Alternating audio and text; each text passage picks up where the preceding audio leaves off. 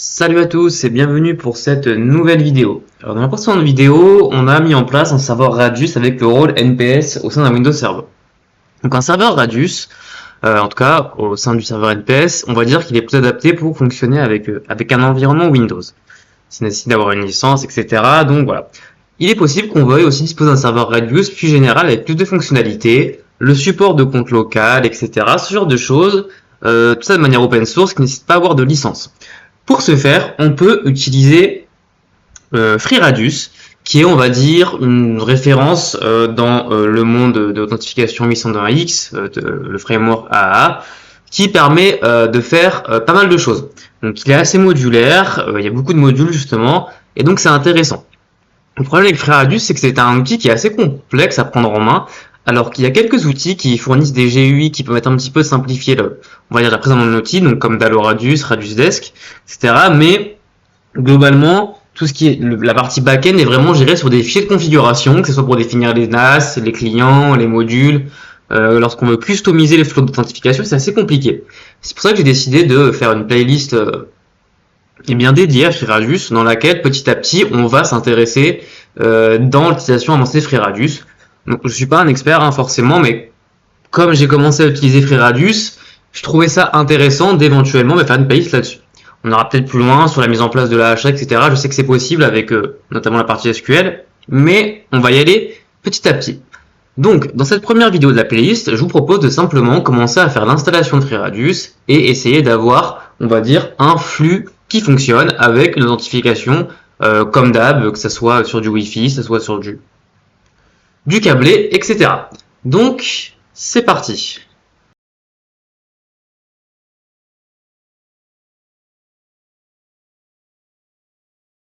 Allez, donc c'est parti pour l'installation de FreeRadius. Donc moi, ce que j'ai une machine qui est sous Debian 12, classique. Bon, j'ai pas encore configuré d'IP statique ou autre de nom de domaine, ça il faudra le faire après. Je sais pas si ça va poser un souci pour le certificat auto-signé de FreeRadius. Ce que je vais faire, c'est que je vais prendre un petit snapshot avant. Hop. Voilà. Dans tous les cas, il faudra venir, c'est mieux configurer une IP statique, toujours pour un serveur. Donc on va ouvrir un terminal. Alors à savoir que FreeRadius va créer un utilisateur qui s'appelle FreeRad, je crois, mais pour le moment on peut tout installer en route si on le souhaite. Ok, donc on va faire un petit apt update et apt upgrade pour être sûr, en fonction de l'ISO qu'on avait de Debian 12. Ok, parfait. Et normalement FreeRadius est disponible dans les dépôts standards de Debian. Donc nous, ce qu'on va faire, c'est qu'on va simplement installer FreeRadius, qui va installer un certain nombre de paquets, et on viendra l'enrichir au fur et à mesure des vidéos avec d'autres paquets, donc LDAP, peut-être OTP, MySQL, SQL Server, etc. Donc ça veut venir avec certains paquets supplémentaires, à savoir, je crois qu'il y a FreeRadius Utils, donc qui inclut certaines commandes de test, on verra, comme radtest, radclip, etc. FreeRadius Common, donc pour les basiques de FreeRadius. La partie certificat, c'est pour certaines dépendances pour le scripting, en Perl, je crois, etc. Donc voilà. Donc là, on a normalement FreeRadius qui a été installé. Alors, je sais pas si par défaut il start. Donc on va voir. Donc là, il est installé. Donc on a déjà des messages de log qui apparaissent. Donc on nous dit voilà, donc il supporte le PAP, le SHAP, le MS-SHAP. On verra ça plus tard. Pour le moment, ce qu'on va faire, c'est qu'on va tout simplement, on va l'arrêter. Vous verrez pourquoi après, notamment pour activer le mode debug. Donc, ce qu'on va faire, c'est qu'on va d'abord un petit peu analyser les différents fichiers de FreeRadius. Donc, tout se trouve là-dedans, voilà. Et on va avoir beaucoup de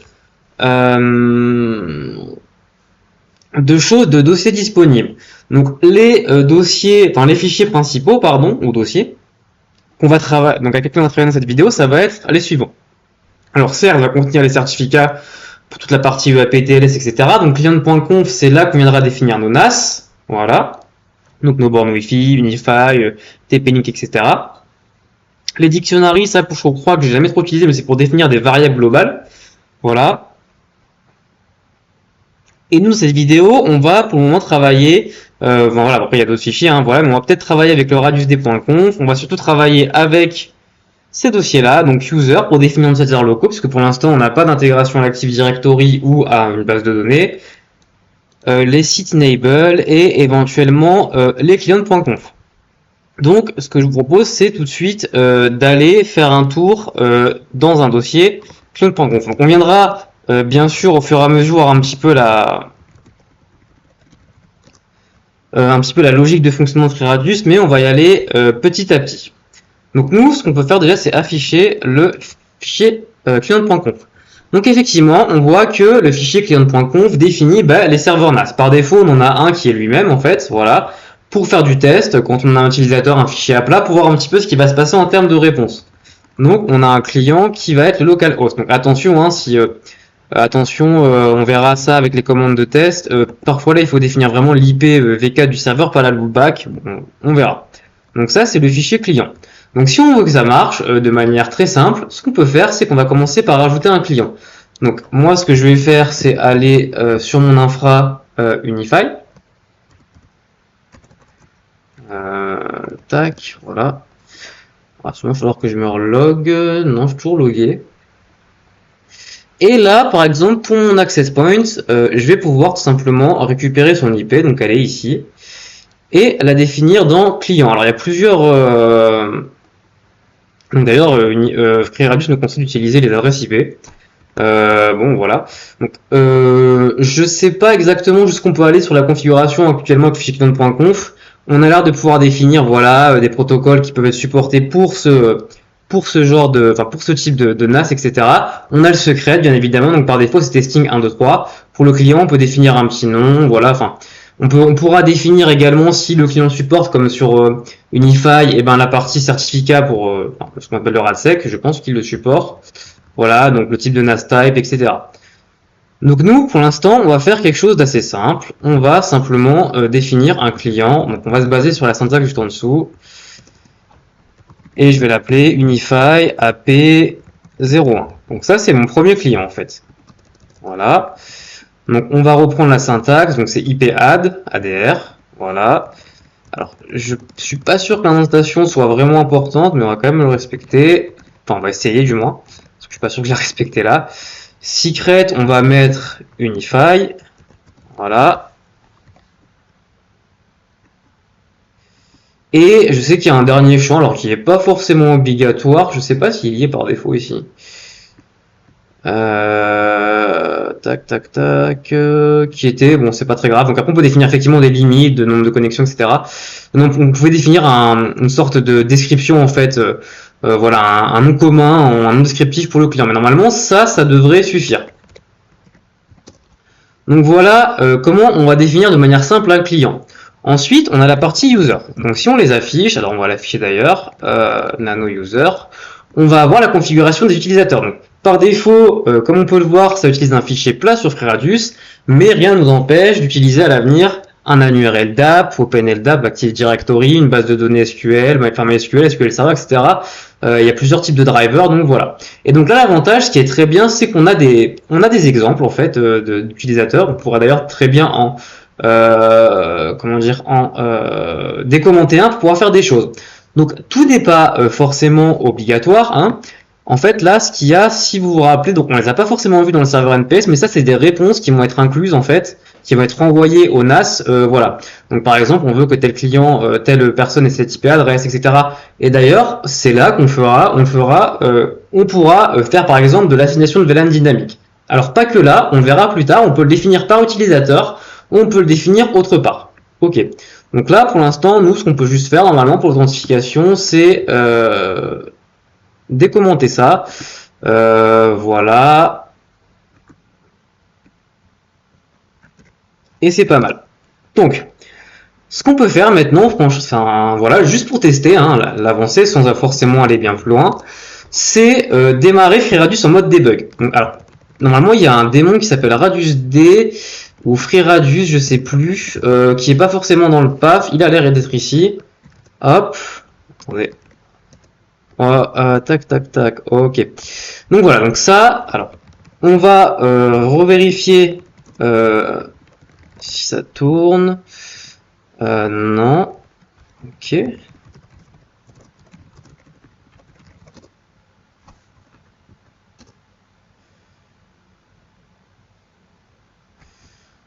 Ok, bon, c'est pas grave. Donc, on va revoir ça. Mais normalement, voilà, il y a un utilitaire qui s'appelle en ligne de commande, qui est dans le PAF, qui doit être sinon dans home slash user, plutôt user local bin. Et là,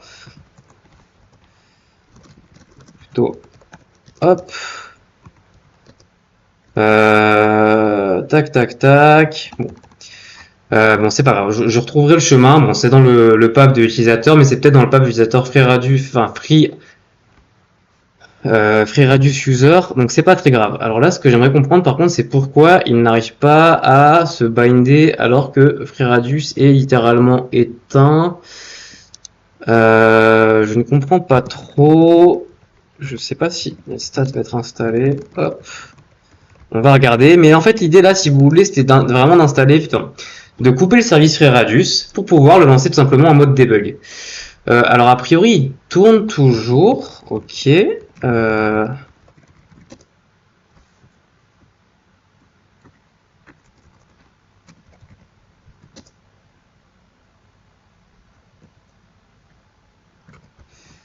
Tac.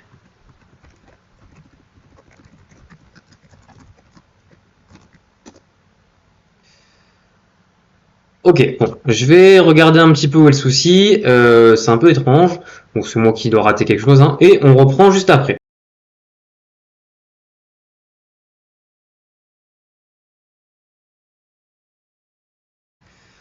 Bon, ok, j'ai redémarré le serveur, a priori ça marche. Donc là, ce qu'on peut faire, c'est lancer FreeRadius avec le petit argument "-x", et en fait, on va voir qu'il va charger toute la conf, etc.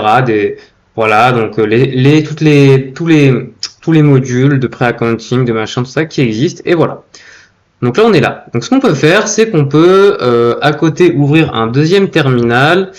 Et par contre, il faut que je me rappelle on va juste tester en fait, voir si c'est fonctionnel de base vraiment. Avant d'aller un petit peu plus loin, la configuration de FreeRadius. Ok, on va ouvrir un nouveau terminal ici, c'est pas très grave. On va se connecter en route et on va normalement avoir l'outil RadTest, voilà, avec toutes les options. Le problème c'est que je ne me rappelle plus exactement, donc je vais regarder à côté. Mais RadTest, c'est l'utilitaire qui va permettre de tester FreeRadius. À voir si le port 1812 et tout écoute. On va voir. Donc les arguments sont les suivants. On va d'abord mettre l'utilisateur, donc nous c'était Steve, hein. Voilà, le mot de passe qui était testing. On va spécifier l'IP du serveur Radius. On peut spécifier le port d'écoute du serveur Radius, et ensuite là il faut en fait spécifier le secret du NAS. Donc le NAS dans ce cas-ci c'est le localhost, donc c'est pour ça. Voilà, donc là on a reçu une réponse positive. Donc si on va là, normalement on doit avoir des choses qui se sont passées, il y en a quand même beaucoup. Voilà, donc là on reçoit une requête avec différents, donc là c'est en clair, hein, donc bon, voilà, on verra après, hein, mais il y a des certificats auto-signés pour Radius, pour FreeRadius. Et ensuite on va avoir pas mal de choses qui vont être testées. Ok, bon ça on va y revenir dessus. C'est assez complexe, il va falloir qu'on l'étudie petit à petit ensemble pour voir un petit peu comment ça fonctionne. Mais globalement, en fait, on peut commencer un petit peu à le regarder. Tout va se passer dans le fichier de configuration suivant, hop, 3.0, et là on va aller dans site available, enfin site enable plutôt d'ailleurs. Normalement il y a des symlinks entre site available et enable, hein. En fait ça ressemble un petit peu à la structure d'Apache si on veut réfléchir. Et là on va avoir deux sites. Donc le premier site c'est le site default.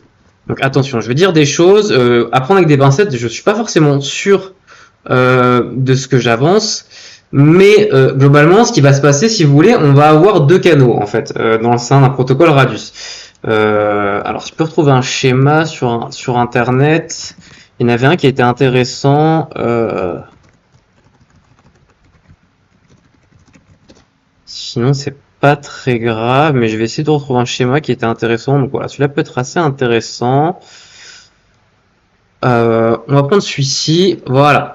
Donc là, on va avoir globalement deux flux en fait. Donc on va remarquer plusieurs flux, mais globalement vers le serveur Radius. Les flux qu'on va avoir, tout simplement, ce sont les flux entre le client et on va dire le NAS. Donc ça serait une borne Wi-Fi dans le cas présent. D'ailleurs, il y avait un schéma très intéressant qu'on peut retrouver d'ailleurs.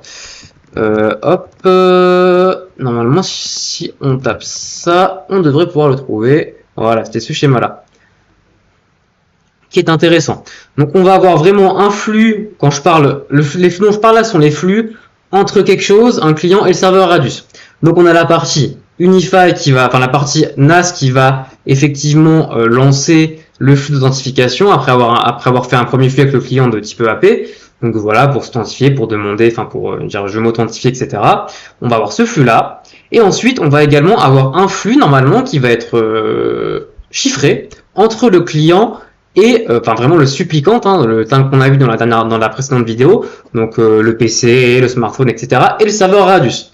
Donc avec ou sans, alors avec authentification, avec certificat côté serveur Radius, donc dans le cas ici on va avoir un certificat auto-signé, et éventuellement si on fait de l'APTLS avec un certificat client côté qui va servir au serveur à identifier le client.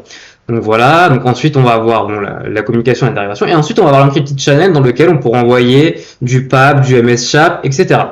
Donc si je dis pas de bêtises, pour moi, je vais quand même vérifier. C'est vraiment, bon, c'est pas très grave en fait si on comprend pas ça là, mais c'est pour commencer un petit peu dégrossir les choses. Mais globalement, de ce que je comprends, l'inner tunnel en fait, ça va être vraiment la partie encrypted channel. Donc qui va être la communication entre le supply count et le serveur Radius. Et en fait, la partie default va être un peu plus la partie entre le serveur Unify et le serveur Radius qui va dire voilà, je veux authentifier un client, je supporte le MS-SHAP, le SHAP, c'est du SHAP pour un petit peu préparer la communication avec le client. Donc voilà, on y reviendra petit à petit, ça va être un petit peu important pour quelque chose d'après, pour quelque chose qu'on verra après, notamment pour le Dynamic VLAN Assignment, mais voilà, globalement c'est ça. Donc là, ce qui se passe, c'est qu'on peut valider que notre serveur Radius fonctionne. Donc si on retourne sur le client, enfin sur les tunnels, bon, on va voir voilà, où est-ce qu'on écoute, et ensuite ce qu'on va avoir après, c'est différentes, voilà, pour rappel, serveur Radius, c'est Authentication, Authorization, Accounting. Donc là, on va retrouver différents flux, enfin différentes sections. Donc la section Authorize, donc voilà, un take username, some check on etc. On va checker l'utilisateur. Dedans, on va avoir différentes méthodes d'authentification. Donc voilà. Hop. Ensuite, on va avoir la partie Authenticate, où on va en fonction des différentes méthodes d'authentification, voir, enfin, ils vont être testés en fait globalement, bon, en fonction aussi de ce que renvoie le NAS, hein, la borne Wi-Fi, mais ils vont être testés l'un après l'autre dans un ordre séquentiel jusqu'à ce qu'il y ait un match pour voir si ça fonctionne et voilà. Et ensuite, bon, la partie accounting et la structure du inner tunnel, elle est à peu près similaire. Voilà, donc c'est aussi en fonction de si on fait de la PTLS, etc. Mais on verra par la suite globalement que c'est là-dedans qu'on peut également faire des choses comme si l'utilisateur appartient à tel groupe Active Directory, je veux mettre à jour ma réponse que mon serveur Radius va envoyer avec tels attributs, donc tunnel private group ID, tunnel medium, etc. Et voilà, donc c'est important de commencer à dégrossir tout ça. Mais pour le moment, ce qu'on a, c'est que ça fonctionne. Donc maintenant, avant d'aller un petit peu plus loin dans la configuration de FreeRadius, ce qu'on va faire, c'est qu'on va se connecter, essayer de se connecter au Wi-Fi avec un téléphone pour voir de base si ça fonctionne.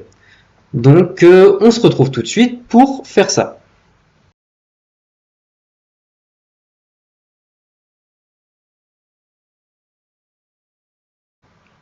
Allez, donc c'est parti pour faire un petit test. Donc là, on a toujours FreeRadius qui écoute en mode debug. On va aller sur Unify Network.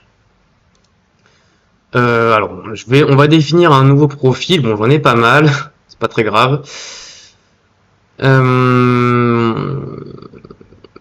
C'est parti. Donc, je vais l'appeler FreeRadius 2 parce que j'en ai déjà un autre qui tourne. Pour l'instant, on va pas cocher la case pour le Wireless Network. Donc ça, c'est pour la partie RADSEC. On verra plus tard. Alors, je crois que c'était. On va juste vérifier l'IP. Il me semble que c'était 127, c'est bien ça. Et comme shared secret, on avait mis Unify. Donc à voir si le pare-feu ne va pas bloquer, mais on verra. Donc pour l'instant, on n'a pas d'accounting server ou des updates intérim type pour aller vérifier les informations, je crois, d'accounting justement. Et on va l'ajouter et on va tout simplement. Alors je vais rester dans le VLAN.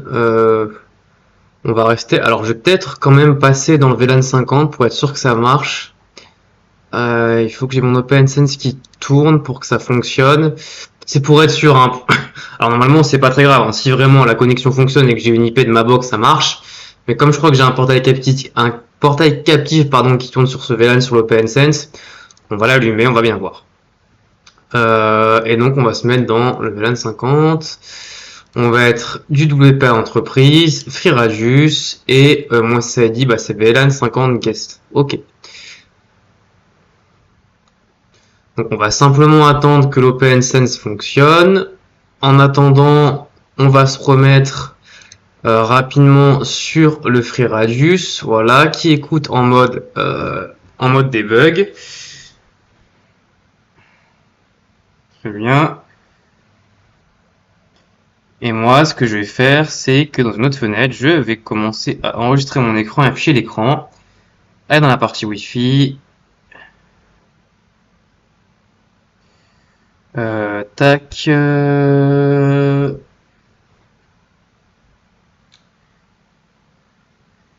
Et on va attendre que normalement, il faudrait que ma box diffuse le VLAN 50. Ok, donc il est là. Alors ce que je vais faire, c'est que pour éviter de montrer les SSID des autres, on va dire personnes à côté. Hop, voilà. Je vais rafficher le téléphone à partir de maintenant. Et donc là, on est sur le VLAN 50. Donc l'utilisateur, j'ai pas de domaine. Hein. On est sur du WPA2, WPA3. Donc on va aller sur option avancée. On n'est pas forcément sur du MS SHAP. Donc nous, on est sur du AAP normalement TTLS, puisqu'on a seulement un certificat fourni par le serveur Radius. On va lui faire confiance lors de la première utilisation et on va mettre ce qui est par défaut, qui est, je crois, Steve et testing. Et on va voir s'il y a des choses qui se passent côté. Alors, il y a quelque chose qui se passe. Ok. Alors, a priori, donc ça c'est bien. Bon, c'est pas grave. Hein. On va le corriger. Donc, a priori, il y a un share secret donc qui sert à l'authentification entre mon client et l'autre qui est incorrect. C'est pas très grave, ça permet aussi de voir un petit peu de debug. Hein. Donc, on va revoir ça dans la partie client.conf. Ce qu'on avait mis, on avait mis Unify. Ok, et là, qu'est-ce que on a mis? C'est des choses qui arrivent. Hein. Profil. Oui, d'accord. J'ai l'impression que j'ai fait une petite erreur en tapant, mais c'est pas très grave. Hein. Ça permet de voir un petit peu des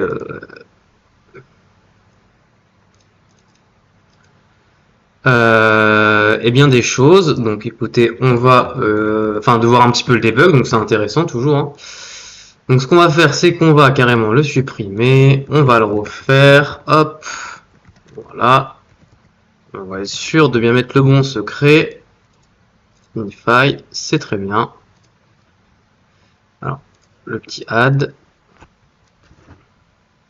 c'est très bien. Hop.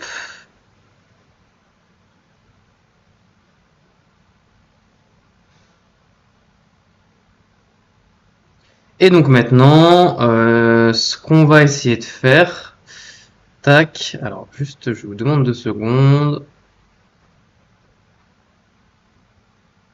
On va essayer de se réauthentifier, mais mon téléphone a l'air d'être un petit peu fatigué, je ne sais pas ce qu'il a. Voilà, hop, donc je vais rafficher l'écran de mon téléphone. On va essayer de se remettre en EAP TTLS. Et tac. On va se remettre à côté rapidement sur la partie Radius. Bon, malheureusement, on n'a pas vu les logs, mais a priori, ça a fonctionné, hein. Donc là, effectivement, on voit sur les logs, donc voilà, il y a un client Hello, un serveur Hello, donc il y a la session TLS qui s'est affichée, qui s'est pardon mise en place, hein, voilà, donc en 1.2 a priori, bon. Et bon voilà, authentification type PAP, non clear text password, etc. Donc on doit avoir normalement les informations, voilà, hein, Steve et testing. Bon attention, hein, on voit effectivement en clair les informations, donc faut pas le faire tourner en mode debug, mais là c'est vraiment pour voir. Donc là, bon en tout cas ce qu'on peut voir, ce qui est vraiment intéressant, c'est qu'on a validé le fonctionnement par défaut du FreeRadius. Donc ça veut dire qu'on déjà on n'a plus à s'authentifier avec une PSK sur du WPA2 ou 3 ou je ne sais pas trop quoi personnel, et on va pouvoir sécuriser un petit peu plus la chose.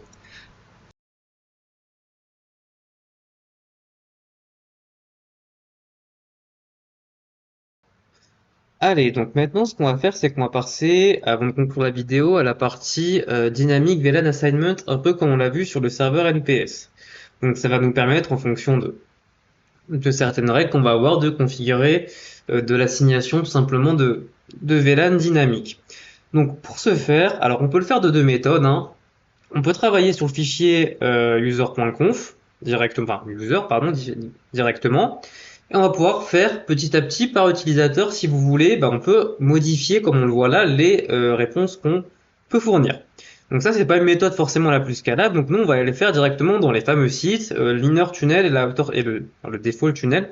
Et c'est là où on va avoir besoin de voir quelques petites choses. Mais pour l'instant, ce qu'on va faire, c'est qu'on va aller un petit peu regarder, je pense, la partie inner tunnel pour pouvoir un petit peu voir les différentes sections et ce qui se passe et ce qu'on va pouvoir faire justement pour configurer cette assignation de VLAN dynamique. Donc, quelques petites secondes que je vérifie au niveau de la syntaxe. J'ai un léger doute pour voir comment ça fonctionne.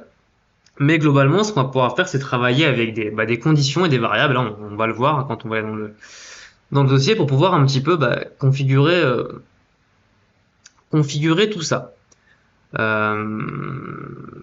Après voilà, c'est en fait voilà, en travaillant sur ces sites, on va pouvoir être beaucoup plus modulaire, ça va être bien plus scalable pour pouvoir petit à petit justement faire des choses. Donc on s'en servira au fur et à mesure, hein, il n'y a pas de souci dans les prochaines vidéos.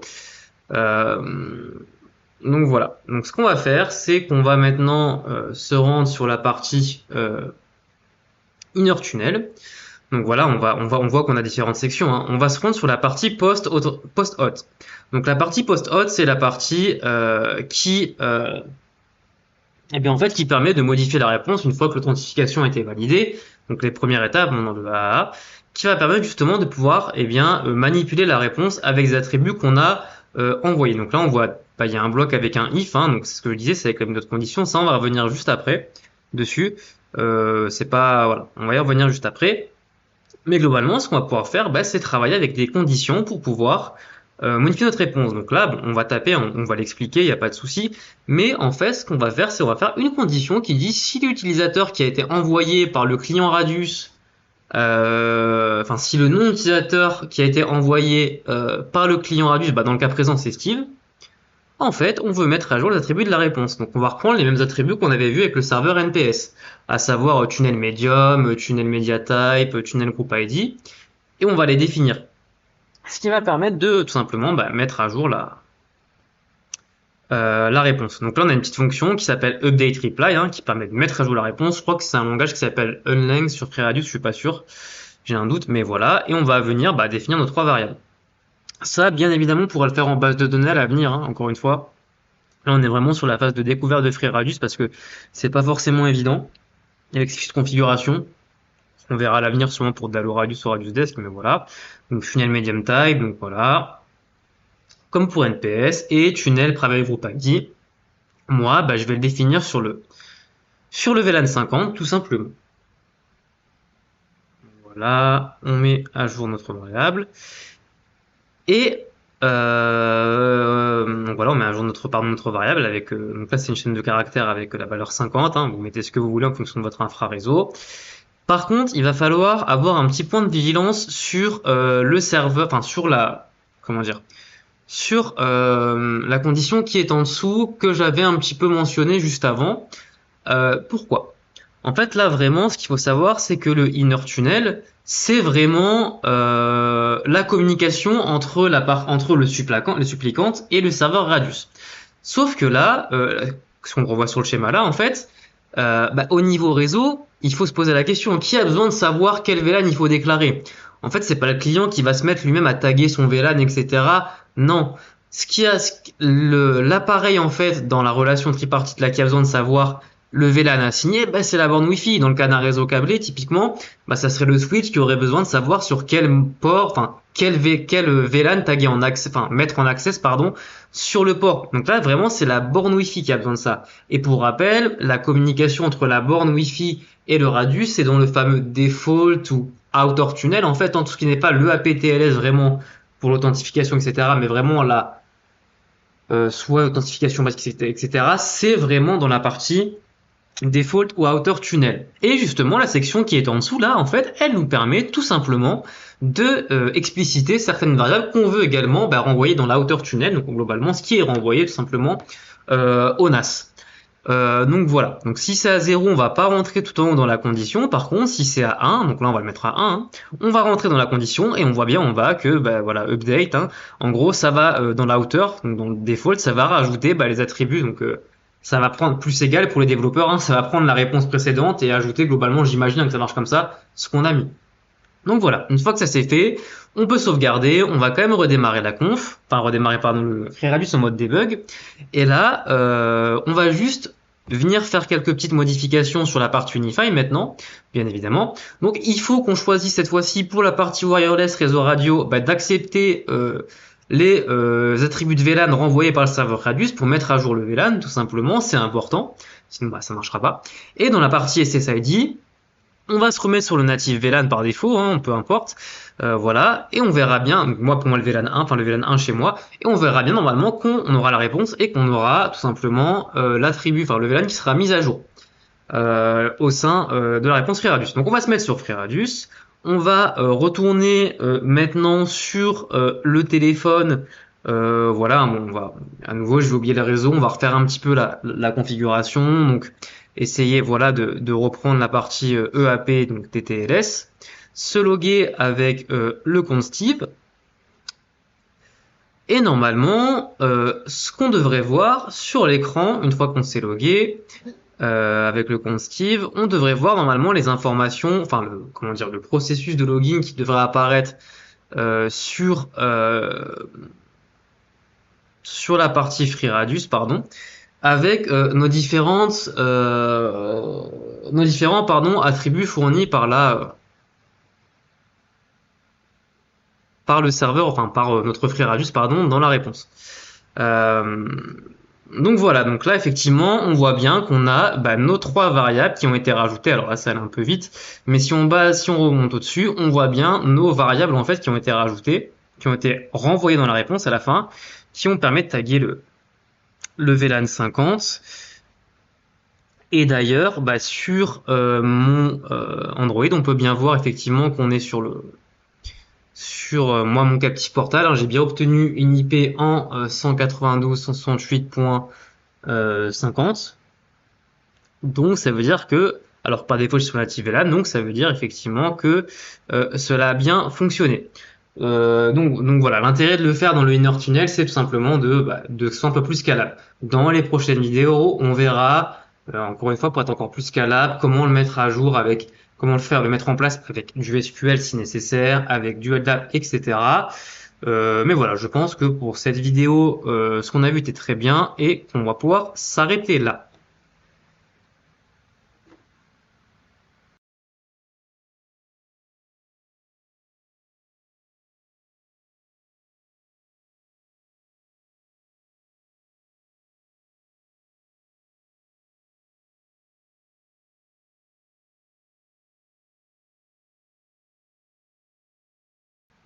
Allez, donc je pense qu'on va s'arrêter là pour cette vidéo.